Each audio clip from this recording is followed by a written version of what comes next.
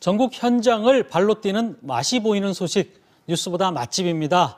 오늘도 요리하는 기자 이기진 기자 나오셨습니다. 어서 오세요. 네, 안녕하세요. 네. 네. 요즘에 미세먼지가 많긴 하지만 나들이 떠나시는 분들 참 많은데요. 오늘은 어떤 소식일지 궁금합니다. 예, 이제 2년 전이에요. 네. 네, 제93회 아카데미 수상식. 예. 네, 거기에서 한국 배우로서는 최초로 여우 조연상을 받은 사람이죠. 네. 네, 바로 영화 미나리에 등장했던 출연했던 윤여정 씨. 네. 네, 전 국민이 뭐 환호하고 굉장히 축하했었는데, 그렇죠. 뭐 그나저나 영화 미나리 얘기를 꺼내시는 이유가 좀 궁금한데요. 그렇죠. 이제 미나리 같은 경우가 이제 그 6개 부문에 노미네이트가 됐죠. 예. 네, 그 이전에 92회 때는 이제 기생충이 뭐 각본상도 받고 작품상도 받고 이렇게 했죠. 근데 내용을 보면 80년대 미국으로 이민 간 한 가정에 윤정 씨 순자죠.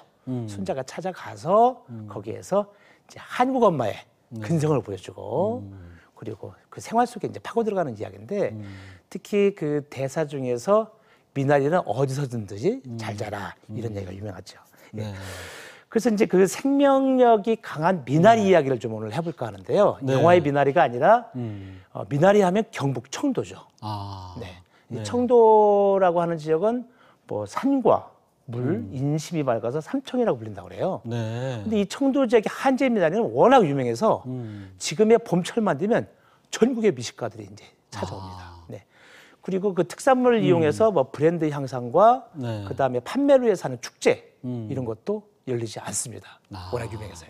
사실 뭐 미나리지만은 뭐 미나리는 사철 먹죠. 사철 먹지만 지금 이때 먹는 미나리가 제일 부드럽고 또 뭐 향도 좋다 이런 얘기 들었는데 오늘 뉴스보다 맛집은 이 청도의 한제 미나리인가 보죠? 그렇습니다. 네네네.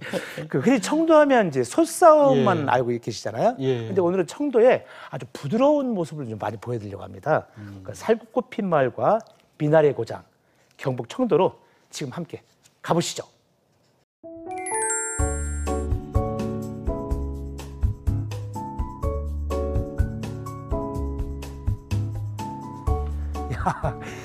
살구꽃 핀 마을은 어디나 고향 같다. 만나는 사람마다 등이라도 치고 지고 네 집을 들어서면은 반기하니 맞으리. 고등학교 때는 선생님이 외우라고 해서 외웠는데 나이 먹어서 읊어보니 또 새롭네요.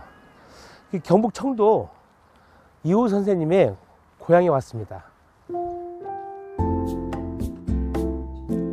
경북 청도는 시조문학의 본거지죠. 시인 이호우, 이영도 남매의 고향이기도 합니다. 남매를 기억하기 위해 조성된 이곳 오노이 공원에도 시비가 서 있고요.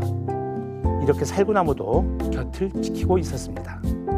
제가 3월 초에 다녀왔는데 아마 지금은 살구꽃이 만발했겠죠.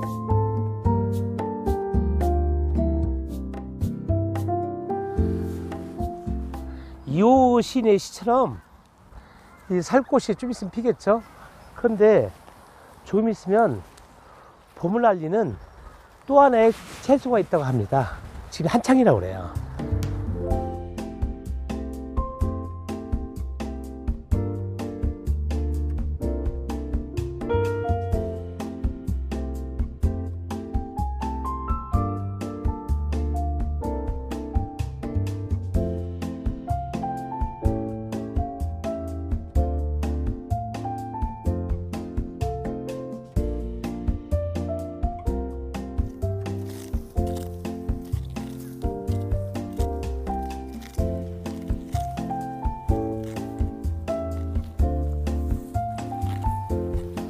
처음에 수작업합니다.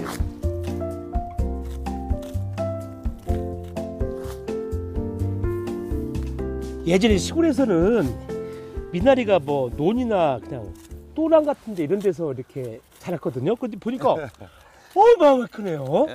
이게 다 이게 미나리죠? 예. 도대체 아니 여기는 왜 미나리가 잘 되는 거예요? 뭐 지하수하고 예.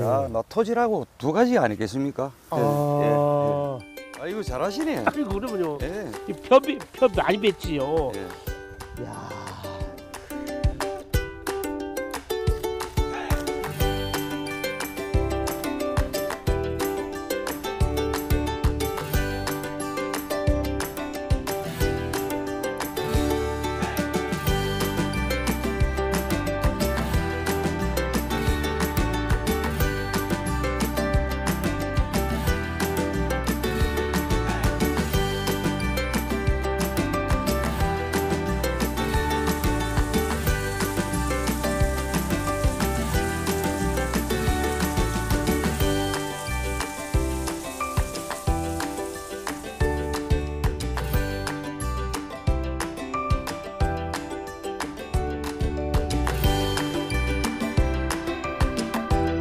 물이 있는 곳에서는 어디서나 잘 자라는 미나리. 눈으로 싱그러운 봄을 느꼈으니 이젠 입으로 향긋한 봄을 느끼러 떠납니다. 미나리 있는 곳에 이게 빠질 수 없죠. 미식가들이 좋아하는 조합, 미나리 삼겹살입니다.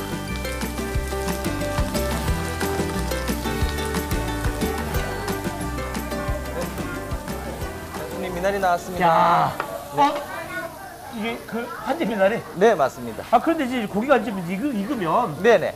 어떻게 먹어야 최고의 맛을 느낄 수 있어요? 아, 고기 이제 다 익으면 요 예. 미나리를 생으로 돌돌돌 이렇게 말아서 쌈장에 찍어서 그렇게 드셔도 되고요. 그러니까 이거를 이렇게 돌돌 말아서 그렇죠. 그리고요. 그리고 요걸 좀 드시기 좋게 잘라가지고 구워서 같이 돼지 기름하고 같이 구워서 드셔도 맛있거든요. 돼지 기름하고. 네네네, 맞습니다. 와, 잘 먹을게요. 네, 맛있게 드십시오. 예.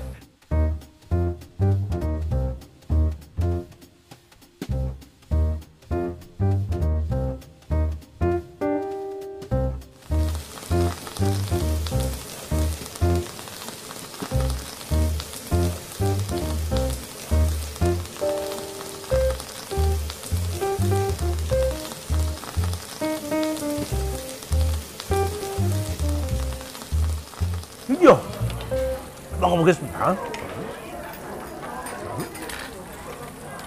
일단 먼저 생으로 해서 미나리를 한 줄기를 돌로 말아서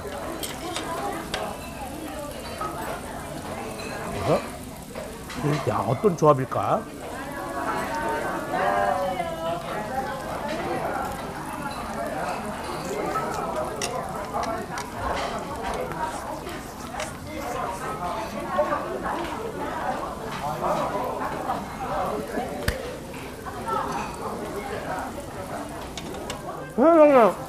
이거는 삼겹살이 주인공이 아니라 미나리가 주인공이네. 있죠? 돼지 기름 있죠? 고소한 돼지 기름과 향긋한 미나리 향이 입에서 같이 춤을 춰.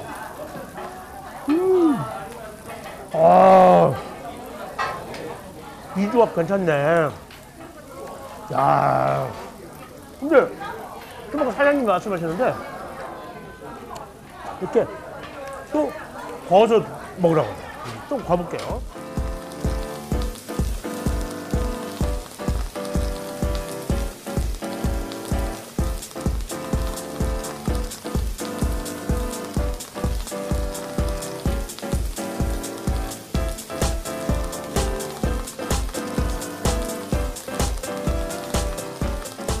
네, 옛날에 윤 선생님이 나왔던 드라마 있잖아. 영화. 그거 보면 미나리는 어디에서든 잘 자라. 근데 부자나 가난한 사람이나 누구나 건강하게 해줘. 그런 게 있죠. 나를 건강하게 해주는 미나리. 자, 이번엔 약간 익은 걸로.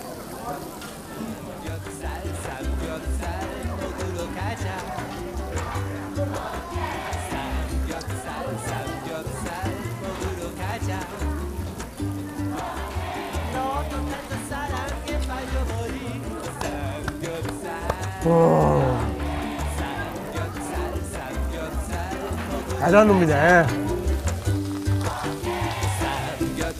삼겹살 먹으러 가자. 아유, 그림 같아. 사랑에 포로되는 삼겹살.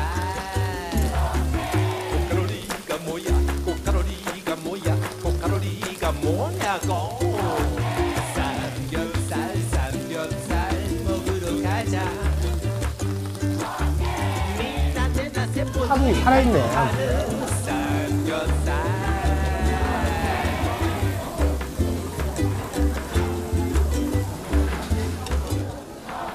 간장게장에 밥도둑이잖아요. 근데 미나리는 삼겹살 도둑이네, 도둑이야. 같이 먹으니까 그 삼겹살의 느끼함이 그냥 싹 사라져요. 응? 야, 이거 10개를 먹겠네, 10개. 보니까 막 애기들도 와서 맛있게 먹고 어른, 남녀, 노소 그냥 미나리 드시려고 맛있어. 맛있어? 많이 먹었어요? 많이 먹었어요? 얼마나 먹었어요? 맛있게 먹는 거 봐.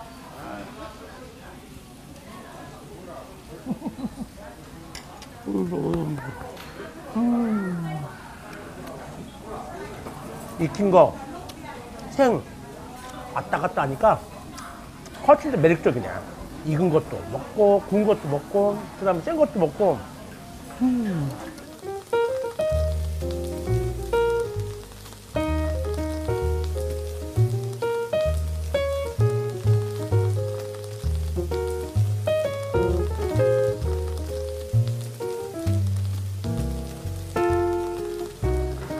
삼겹살은 진짜 국룰이죠. 대한민국 사람이 가장 좋아하는 거.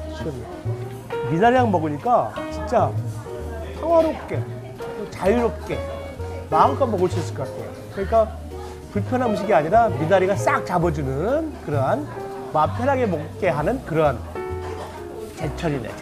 이게 그리고 하여간 채소는 채소가 최고잖아요. 막 보니까 막 온통 이쪽 동네가 미나리.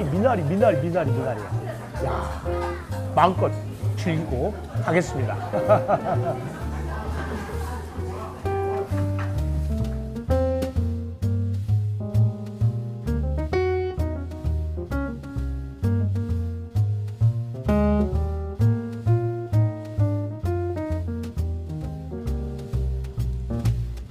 살구꽃이 시로 흐르는 시인의 고장, 초록의 미나리가 사철 천국인 곳, 그곳은 경북 청도입니다.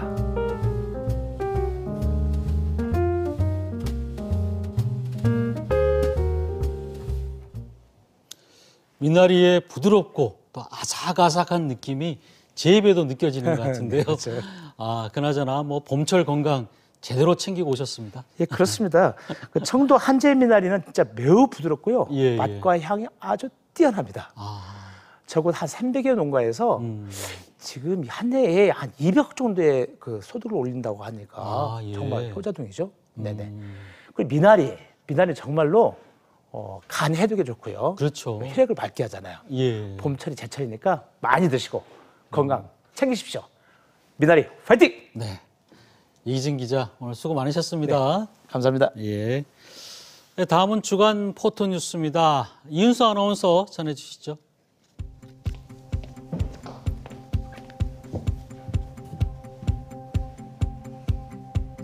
사진을 통해 한 주간의 뉴스를 정리해보고 누리꾼들의 다양한 반응을 살펴보는 주간 포토뉴스입니다. 오늘도 3가지 소식 준비했는데요. 첫 번째 소식 보겠습니다. 우리나라 곳곳에 봄꽃이 개화하면서 상춘객들로 북적이고 있습니다. 특히 활짝 핀 벚꽃을 즐기려는 나들이가 한창인데요. 꽃과 어우러진 궁궐에서 운치를 만끽하는 시민들의 모습도 정겹습니다. 우리 지역인 계룡산에서도 4월 7일 금요일에 벚꽃 축제가 열릴 예정이라고 하니까요. 기억해 두시면 좋겠네요. 누리꾼들도 마음껏 봄의 향연을 즐기는 분위기인데요. 다들 이때만 기다렸는지 꽃반 사람반, 그래도 꽃 구경은 언제나 옳죠. 벚꽃길 걸으면서 올해는 꽃길만 걷게 해달라고 소원 빌었습니다. 라는 댓글들 살펴봤습니다. 4년 만에 찾아온 봄꽃 축제, 이젠 마스크 없이 즐길 수 있으니까요. 벚꽃 터널도 거닐면서 봄날의 운치를 마음껏 즐기셔도 좋겠습니다. 다음 소식입니다. 대전 시립박물관에서 나신걸 한글편지 특별전이 열렸습니다. 조선 초기에 군관으로 복무하던 나신걸이 아내에게 보낸 이 편지는 지난 2011년 유성구 금고동에서 발견됐는데요. 현존하는 가장 오래된 한글 편지로 인정을 받아서 최근 보물로 지정이 됐고 역사적 학술적 가치 또한 높게 평가받고 있습니다. 500여 년 전 남편이 아내에게 한글로 써보낸 러브레터를 대하는 누리꾼들 반응 한번 살펴볼까요? 부부는 세상을 떠났지만 사랑은 500년이나 편지로 남아있다는 게 너무 애틋하네요. 마지막으로 손편지 써본 게 언제인지 가물가물 그 감성 되찾으러 전시 가봐야겠어요 라는 댓글들이 있었는데요. 이번 전시는 5월 28일까지 대전 시립박물관에서 무료로 만나볼 수 있습니다.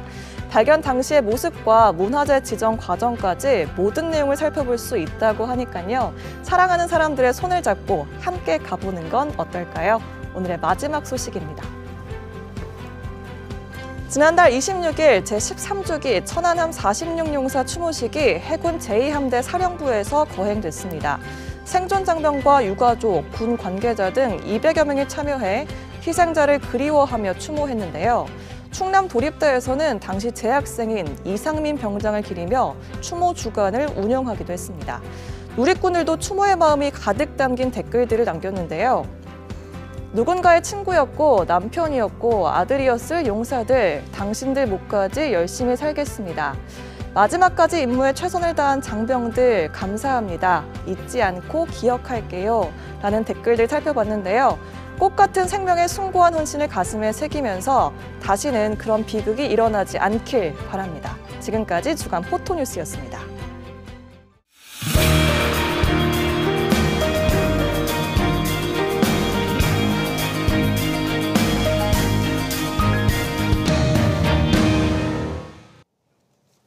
네, 총선을 1년여 앞두고 정치권에 떠오른 쟁점과 충청권 민심을 짚어보는 시간입니다. 오늘 토론해 주실 두 분 소개해드립니다. 국민의힘 윤창현 국회의원 나오셨습니다. 어서 오세요. 네, 안녕하십니까. 네, 더불어민주당 충남도당 복귀양 위원장 나오셨습니다. 어서 오세요. 안녕하세요. 네, 자, 지금 전국을 뜨겁게 달군 주제죠. 검수완박에 관한 이야기부터 시작하겠습니다. 네, 한동훈 법무부 장관이 이 검수완박 입법을 무효로 해달라고 낸 권한쟁의 심판에서 헌재는 한 장관이 낸 청구를 각하했습니다. 재판관 의견이 5대 4로 법의 효력은 여전히 유효하다 결론을 내린 건데요. 우선 이번 결과를 어떻게 보시는지 좀 얘기를 들어보겠습니다. 네, 위원님 어떻게 좀 보셨습니까? 그래서 이제 지금 말씀하신 이 권한 침해 저 관련돼서는 그랬지만 이제 법사위원장의 가결 선포 행위에 대해서는 또 인용이 더 많이 나왔습니다. 네. 그러니까 이제 이거를 조금 비유를 하자면 음주를 하고 운전을 했는데 음주운전이 아니다 뭐 이렇게까지 이제 얘기를 하고 있거든요. 그래서 전체적인 흐름 이것이 결정되는 과정에서 문제가 분명히 있었다. 그런데 이제 결론은 그래도 이제 위헌은 아니다라고 하는 쪽으로 결론이 나서 이거를 이제 어떻게 봐야 되냐. 한 장관도 이제 존중한다라고 하면서 공감은 못하는 이제 이런 상황이 된 거죠. 네. 예. 그래서 그 결과에 대해서 이제 어떻게 보면 뭐 이렇게 볼 수도 있고 저렇게 볼 수도 있는 쉽게 말해서 어째 좀 결론이 이상하다 이렇게 얘기하는 사람도 있고 또 그 과정이 잘못됐으면 결론도 잘못됐다고 해야 되는 거 아니냐 이런 얘기도 나오고 있거든요. 그래서 여러 가지 좀 바라보는 시각이 좀 복잡하다. 그러나 저희들 입장에서는 좀 아쉽다 이런 생각을 많이 하고 있습니다. 예, 복 의원님은 어떻게 보셨습니까? 우리가 헌법재판소를 설치한 취지가 이 법에 대한 해석을 전문가들이 할 수 있도록 하고 시비거리를 최소화시키기 위해서 9명의 헌법재판관들이 그때 머리를 맞대고 결정을 할 수 있도록 한 것이고 이번 이제 검수완박이라고 표현했는데 저는 동의하지 않습니다. 네. 이제 검찰 정상화법이라고 표현하는 것이 저는 타당하다라고 생각하는데 이것에 대해서 결정 과정부터 내용까지가 다 위헌이다. 이렇게 해서 이제 권한쟁의 심판부터 해서 위헌 청구까지 다 했던 것인데 결국은 결정 과정은 뭐 다양할 수 있습니다. 하지만 헌법재판소는 헌법을 위반하지 않았다. 그렇기 때문에 이번 법은 유효하다. 이것이 최종 결론이에요. 네. 그 과정에 헌법재판관들의 몇 대 몇 뭐 차이가 있었다. 이런 것들은 다 그냥 서설에 불과한 것이고 그 과정 속에서 어쨌거나 합법적이다라고 결론이 난 겁니다. 그러면 법무부 장관은 그저 말 더 붙이지 말고 헌법재판소의 판결을 존중합니다라고 정리하는 게 맞는데 반대한 4명, 인용한 4명의 생각을 존중하고 5명의 생각은 존중하지 않는 듯한 그러면서 동시에 이제 국민의힘 내에서는 그 5명의 헌법재판관들이 문재인 정부 때 또 임명돼서 코드 맞추기 한 것 아니냐 이렇게 말하는 것은요. 저는 집권 여당으로서 대한민국의 민주주의의 근간 상권 분립의 균형 자체에 대해서 부정하는 것이라 네. 저는 굉장히 좀 안타깝고 위험하다라는 생각을 했습니다. 그래서 저는 지금이라도 헌법재판소의 그 결정을 그대로 따라서 연결되어진 지금 시행령이라든지 이런 얘기가 좀 이따 뭐 나올지 모르겠습니다만 그런 부분까지도 정상화시키는 것이 저는 답이다라고 생각합니다. 네.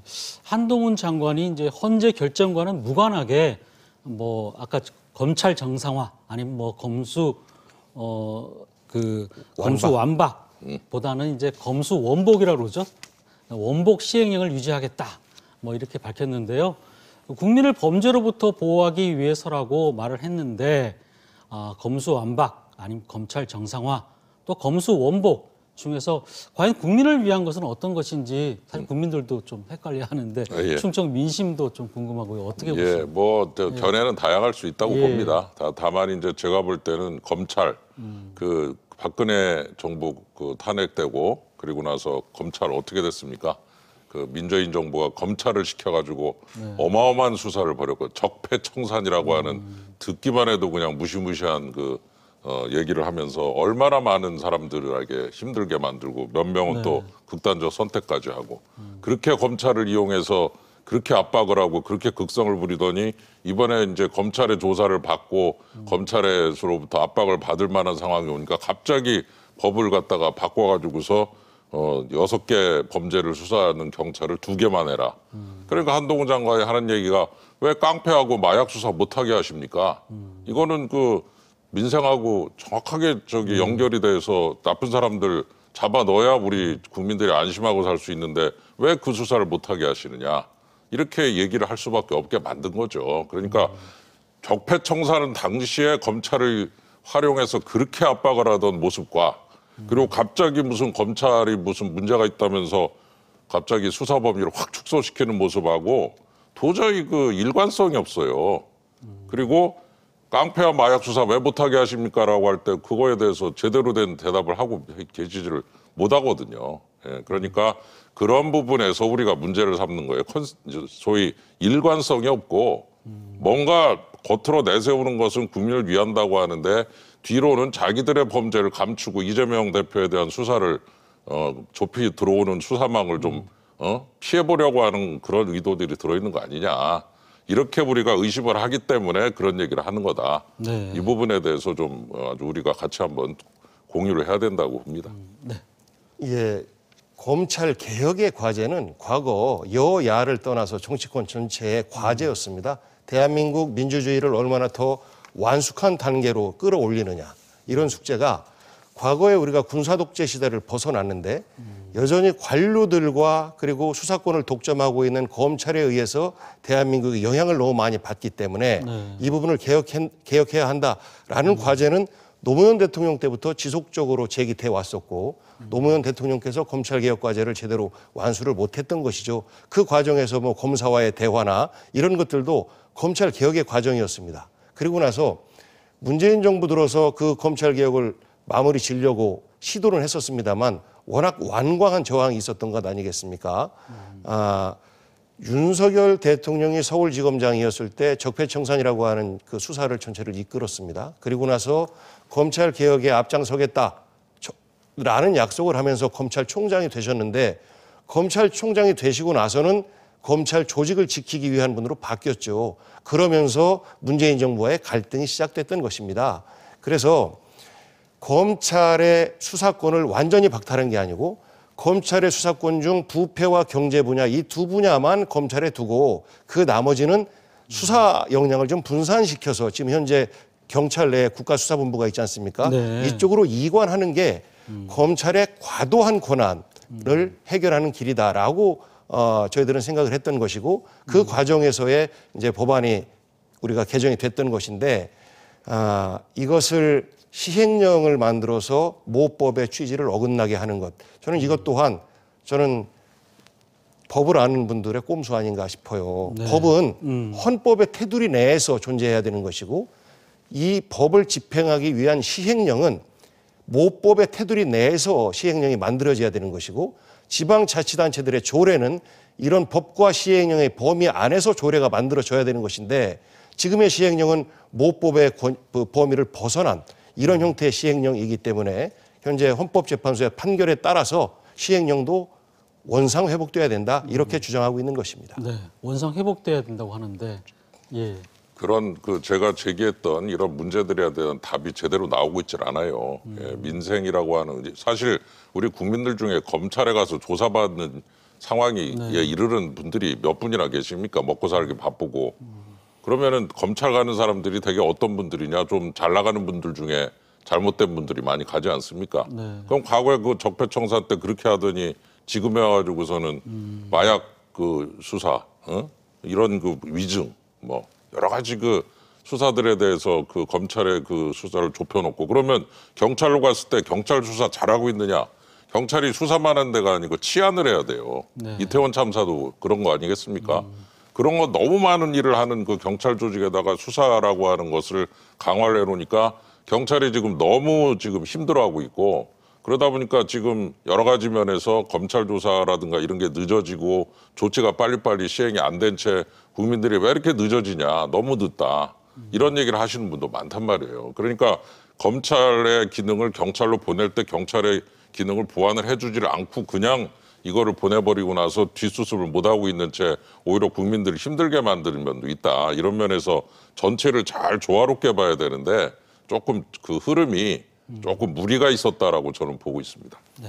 물론 이제 무리가 있었다라는 측면에 대해서는 저도 인정을 합니다. 그런데 우리가 형사법 또 검찰청법 이 부분을 개정하면서 동시에 수사를 전문화할 수 있는 국가수사청을 설립해야 된다. 지금 이제 수사본부가 됐습니다만 수사청 설립에 대한 여야의 어떤 대안으로서의 의견들이 오고 가다가 결국은 이게 정쟁의 중심이 되어가면서 법안 통과 이후에 후속 조치가 이루어지지 않고 있어요. 어찌 보면 이 법을 집행하는 책임을 지고 있는 행정부의 업무 업무 방기이기도 하다. 저는 그렇게 생각합니다. 네. 그래서 지금 수사 인력이 검찰에 많이 가 있는데 이 수사 인력들을 국가수사본부나 수사청을 설립해서 수사를 전문화시킬 수 있도록 하는 이런 후속 조치가 현재 이루어지지 않고 있는 단계라 경찰은 업무량이 늘어나고 검찰은 상대적으로 거기 있는 수사관들이나 이런 사람들은 뭐를 하고 있는지 모르겠고 그러다 보니까 검찰 인력의 10분의 1을 국가 검찰 인력의 10분의 1을 이재명 대표와 문재인 정부에 대한 수사로 이렇게 집중하고 있는 이런 모습들을 우리가 볼 수 있는 것이라 저는 이 부분에 대해서 헌법재판소 결론이 나왔으니까 현재 법에 따른 국가수사청이라든지 이런 후속 조치를 여야가 빨리 좀 진행시켜야 되는 것 아닌가 싶습니다. 알겠습니다. 한동훈 장관 얘기 좀 해볼게요. 예. 한 장관에 대해서 민주당에서는 뭐 사과와 사퇴 또 일부에서 뭐 탄핵까지도 얘기를 하는데 또 한 장관을 탄핵시키는 걸 오히려 또 어떻게 보면 국민의힘에서 유도하는 게 아니냐 또 이런 얘기까지 나오고 있고요. 어떻게 보십니까? 글쎄 저는 그 탄핵이라는 게 너무 그냥 이렇게 또 쉽게 거론되는 것 자체가 그렇게 좋지 않다고 봐요. 좀 무거워야 되고 그 법에 그 헌법에 보면은 법률을 위반한 게 명확할 때 탄핵을 해라 이렇게 돼 있거든요. 쉽게 말해 임명을 할 때 좀 신중하게 하고 그리고 좀 잘못을 하더라도 이렇게 쉽게 탄핵을 해버린다고 그러면은 그 조금만 잘못되면 계속 탄핵을 당하고 이러면 어떻게 그 국무위원들이 일을 할 수 있겠습니까? 예, 그러니까 이 탄핵이라는 단어를 좀 이렇게 입에 올릴 때는 조금 무겁게 그리고 여러 가지를 고려해서 하셔야 되고 야당 일각에서도 그런 얘기를 하시는 분들이 나오고 있습니다. 우상호 대표 같은 분들은 이런 부분 탄핵에 대해서 조금 그 권한쟁의 심판했다는 이유로 탄핵 사유가 되지는 않는다라고까지 얘기를 하셨어요. 우상호 의원도. 예, 그러니까 그렇게 그 중진들께서는 그런 부분에 대해서 조금 더 균형 있는 시각이 필요하다고 보는 거죠. 한동훈 장관 사실 아마 굉장히 제가 볼 때 정말 얄미울 만큼 잘합니다. 저희들이 볼 때. 예, 아마 그러니 민주당에서 볼 때 얼마나 참 그렇겠습니까? 예, 압니다. 네. 그러나 그분의 하는 얘기 듣고 그런 것들에 대해서 또 동의를 하시는 국민들이 얼마나 많으며 그분이 하는 그 얘기들이 쉽게 말해서 어려운 법률 용어를 갖다가 아주 쉬운 그 일상 용어로 바꿔서 국민들한테 아주 정확하게 이걸 전달하고 계신데 예를 들어 딱 하나만 예를 들어드리면 이번 대장동 사건 예를 100만 원짜리 폰을 영업사원에 10만 원에 팔았다 그럴 때 90만 원을 손해보게 만든 거죠. 어떻게 10만 원을 벌었다고 얘기를 하느냐. 이 대목에서 국회에서 얘기를 하는데 아주 그냥 뭐 거의 박수가 나올 지경이었어요. 이 본질을 정확하게 전달을 하고 계신데, 아니 그렇게 본질을 정확하게 전달하고 국민들한테 정확하게 국정을 설명하시는 그런 유능한 장관을 왜 탄핵을 합니까? 네, 예, 그래서 알겠습니다. 제가 볼 때는 좀 이 부분은 무리가 있다 이렇게 생각이 듭니다. 탄핵 이야기는 일부 앞서 나가는 의원들의 개별적인 어떤 의견일 뿐이고 민주당 전체의 흐름은 아니다라고 말씀드리고요. 탄핵 자체에 대해서 굉장히 조심스럽게 해야 된다라는 말씀에 대해서 저도 전적으로 동의합니다. 다만 한동훈 장관께 어떤 충고를 드리고 싶으냐면 이번에 헌법재판소의 판결이 나왔을 때 담백하게 법무부 장관으로서 존중합니다라고 끝냈으면 되는데 그거에 대해서 이러저렇게 또 부가적인 설명을 하면서 실제 내용적으로는 승복하지 않는 것처럼 이런 모습은 특히 주무장관인 법무부 장관으로서는 정말 부적절한 모습이었다라는 비판 속에서 이제 이런 국회를 무시한다, 헌법을 무시한다, 그럼 탄핵감이다. 뭐 이런 말들이 나왔던 건데 그것이 정치권 일반의 주장은 아니다라는 말씀 하나 드리고요. 다만 한동훈 장관의 그 태도에 대해서 똑똑하겠죠. 그런데 국회의원은 국민을 대신해서 묻는 겁니다. 국민들은 다양한 생각을 갖고 있어요. 윤석열 대통령의 정책에 대해서 지지하는 국민들도 있고 비판하는 국민들도 있고 잘 모르는 국민들이 있습니다. 이러한 시각 속에서 국회의원들이 질문을 하면 거기에 대해서 겸손한 자세로 주권자인 국민들에게 대답을 하는 자세로 임해야 되는데 국무위원 법무부 장관 한동훈은 사실 국민들에게 계속 따지고 들어요. 네. 지금까지 못 봤던 모습들이거든요. 과거에 추미애 장관이나 이런 분들이 대답을 불성실하게 했다, 자세가 잘못됐다라고 했을 때 다 같이 야단쳤습니다. 여야를 떠나서 박병석 국회의장께서 공개적으로 경고도 하시고 그러셨어요. 그런데 지금은 그런 모습을 두고 여당은 우리 편이니까 박수 쳐주고 야당은 고함을 치고 이렇게 갈라진 모습들을 보이고 있거든요. 그래서 저는 국민들의 물음에 답하는 정부위원으로서의 자세, 이것을 한동훈 장관께서 늘 좀 새기고 있었으면 하는 충고를 좀 드리고 요거 싶습니다. 하나만 짧게 여쭤볼게요. 총선에 나올 것 같습니까? 어떨 것 같습니까? 저는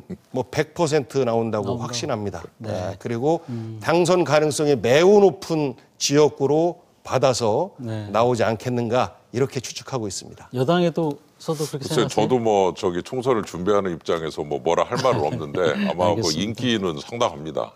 아주 뭐 여러 가지로 그 정치인이 갖춰야 될 자질을 굉장히 많이 갖추고 있어서 아마 아주 탐나는 인재다 이렇게 볼 수가 있겠죠. 알겠습니다. 이번에 이제 선거제도 개편에 대해서 이야기를 나눠보겠는데요. 여야가 이제 지난달 30일에 국회 본회의에서 현역 의원이 모두 참여해서 선거제 개편을 논의하는 전원위원회 구성건을 이제 의결했습니다. 선거제 개편의 가장 큰 골자는 승자 독식의 현재 소선거구제가 갖는 문제점과 또 비례대표 수에 대한 게 이제 중요한 쟁점일 텐데요. 우선 우리 대전과 충남 입장에서 봤을 때 선거구제 개편이 어떤 영향을 줄지 참 궁금하거든요. 어떻게 보십니까? 좀 영향력이 좀 변화가 있을까요? 지금 세 가지 안 정도가 올라가 있는 것 아니겠습니까? 하나는 이제 그 도농 복합 방식의 중대선거구제 도입. 그래서 농촌 지역에서는 한 명 뽑고 또 일부 예를 들어 천안 같은 경우에서는 3명을 뽑고 한꺼번에 뭐 이런 방식이 될 것이고 대전 같은 경우는 이제 2개로 나누든지 하나로 하든지 뭐 이렇게 될 텐데 그런 방식의 비례대표를 과거처럼 그냥 병립형으로 뽑는 이런 방식하고 또 하나는 그야말로 대선거구제와 또 병립형 비례대표제 해서 대전에서 우리가 7석인가요? 7명 전체를 다 뽑는 그러면서 명부는 개방형으로 해서 어느 당에 누구를 찍으면 그 순서에 따라서 당선이 되는 요 안이 있는데 그 학자들 같은 경우에는 이 안이 상대적으로 그 비례성의 원칙을 최대한 많이 존중해 가면서 사표를 최소화시키는 이러한 방식일 것이다라고 말씀하시는데 실제 마지막 세 번째 안은 이제 소선거구제 유지와 더불어서 권역별 그 연동형 비례대표제, 현재 상태와 굉장히 유사한 것인데 이제 이 안이 이제 거론되고 있는데요. 지난 안과 지난 21대 총선과 다른 것은 연동형은 전국으로 묶었었는데 지금은 예를 들어서 대전, 충청 하나로 묶어서 이 가운데 비례대표가 될 수 있게끔 의석수에 따라서 연동한다라고 하는 것은 30%의 지지를 얻었으면 여기에 최대한 지역구에서 덜 얻은 이런 그 정당의 비례대표가 더 많이 가져갈 수 있도록 하는 뭐 이러한 형태인데 글쎄요, 현실적으로 현직 그 지역구를 가지신 의원들께서 소선거구제 내 그 지역구와 다른 상대방의 어떤 지역구, 같은 당의 어떤 의원이 있을 경우에 둘이 경쟁을 하려고 할까? 뭐 이런 생각이 들기도 하고 중대선거구제는 또 장점이 있는가 하면 또 단점은 이게 큰 정당의 나눠먹기가 되기도 합니다. 그리고 또 한편으로는 인지도가 높은 사람들이 굉장히 유리한 이런 판이라 신인들 들어오기가 굉장히 어려운 이런 어떤 그 어려움들을 갖고 있어서 무엇이 더 정치개혁의 미래를 위해서 옳다 그르다 이렇게 판단하기에는 조금 이른 감이 좀 있어 보입니다. 현역 의원의 입장에서는 예. 어떻게 실제 선거제 개편이 이루어질 가능성이 있습니까? 어떻게 보십니까? 그거 쉽지 않을 것 같습니다. 예, 전원위원회도 참석을 많이 안 하셨고 예, 어제 또 늦게 또 저희 회의가 또 열렸고 지금 이제 뭐 복교환 총장 뭐라고 위원장님께서 말씀을 해주시 죄송합니다. 또 이렇게 또 다 이렇게 많은 역할을 하셨는데 예를 들어 이제 1화는 그 중대선거구고 2화는 대선거구, 3화는 소선거구 대충 그런 거고요. 지금 이제 비례대표가 47명쯤 되거든요. 그 이제 지역구가 253명이고 그럼 대전을 예를 들면은 뭐 이게 그냥 하나의 저 가설이지만 예를 들어 뭐 서구, 유성구에 4명을 한꺼번에 뽑는 그다음에 뭐 대덕구, 동구, 중구에 3명을 한꺼번에 뽑는다. 그럼 이게 이제 중대선거구 정도 되는 거죠. 그리고 아까 위원장님께서 말씀하신 대로 7명을 한꺼번에 다 뽑아버린다. 그럼 대선거구제가 되는 거고. 그다음에 지금처럼 7개 선거구 1명씩 뽑고 그다음에 47명의 비례대표 중에 일부는 우리 권역에서 임명하게 하는 거는 이제 소선거구고. 예, 그러니까 뭐 다 장단점이 있다고 봅니다. 그 무엇보다 비례대표가 더 늘어날 가능성이 있습니까? 글쎄, 그거는 지금 이제 좀 더 논의를 해봐야 되는데 아마 소선거구제로 가면 지금 47명 비례대표를 권역별로 나누는 형태가 될 것 같고 대선거구나 중선거구, 중대선거구로 가면 비례대표를 조금 늘릴 수 있겠죠. 왜냐하면은 선거구를 통합하면서 조금 비례대표를 저 지역구를 지금보다 줄이고 비례대표 늘리면 뭐 한 55명 정도, 60명 정도로 갈 수는 있겠죠. 그러니까 이제 그만큼 또 지역구는 줄어들고 그래서 아마 이제 제가 볼 때는 이 원칙적으로는 이거의 아이디어에 대해서 찬성을 하는 분이 있겠지만 이제 구체적으로 이제 금을 그릴 때, 즉 요렇게 해서 여기까지 한 선거구다라고 할 때 그 금을 더 확장시키느냐 줄이느냐 가지고 이제 많은 의원들의 그런 그 선호가 다 그냥 그 첨예하게 대립이 되면 금을 그리다가 실패하고 결국 그냥 원래대로 합시다 뭐 이렇게 될 가능성 이것도 뭐 상당히 가능성이 있다고 저는 보고 있습니다. 복 의원님 생각에도 이 의원 정수가 늘어나는 거는 어렵겠죠. 국민정서상 어렵습니다. 다만 이제 정치학자들 입장에서는 약간의 유격을 두어서 연동형 비례대표제를 뽑을 때 일정 정도 그 지역구 의석에 따라서 지역구 의석은 한 석도 못 가졌는데 비례에서 10%를 취했다라고 하면 그만큼의 의석을 줘야 되는데 그러다 보면 약간의 의석수가 늘어나는 경우가 발생하기도 해요. 그렇게 됐을 경우에는 훨씬 더 유연하게 선거구제를 채택할 수가 있을 텐데 우리 국민들은 국회의원 한 석이 늘어나는 것 결국 세금 낭비 아니냐? 뭐 이렇게 이제 걱정들을 하고 계시니까 아마 여야 모두가 다 그 의석수를 늘리는 부분에 대해서는 접근하는 것 자체가 어렵지 않겠느냐 이렇게 전망하고요. 의원님 말씀하신 것처럼 지역구를 통합한다. 만만치 않습니다. 서로 간에 현직 의원들의 이해관계가 아주 심각하게 결부되어 있는 부분이기 때문에 제가 생각할 때는 아마도 현재 소선거구제가 우리 국민들에게도 익숙한 제도이고 그리고 많은 선진국에서 소선거구제를 채택을 하고 있습니다. 그래서 소선거구제 플러스 비례대표를 어떻게 뽑느냐 그리고 위성정당의 어떤 폐해가 지난번에 나왔었으니까 위성정당의 폐해를 어떻게 막아내느냐 이 법안 속에 아마 그런 정도의 논의로 끝날 가능성이 매우 높다라고 저는 추측을 해봅니다. 알겠습니다. 오늘 두 분 말씀은 여기까지 듣도록 하겠습니다. 오늘 함께해 주셔서 고맙습니다. 네, 고맙습니다. 고맙습니다. 말씀하신 대로 의원 개개인의 이해관계가 다 달라서 실제 선거제 개편이 이뤄질지는 좀 더 지켜봐야 될 것 같고요. 오늘 뉴스 크리에이터 시선은 여기서 마치겠습니다. 네, 함께해 주신 여러분 고맙습니다.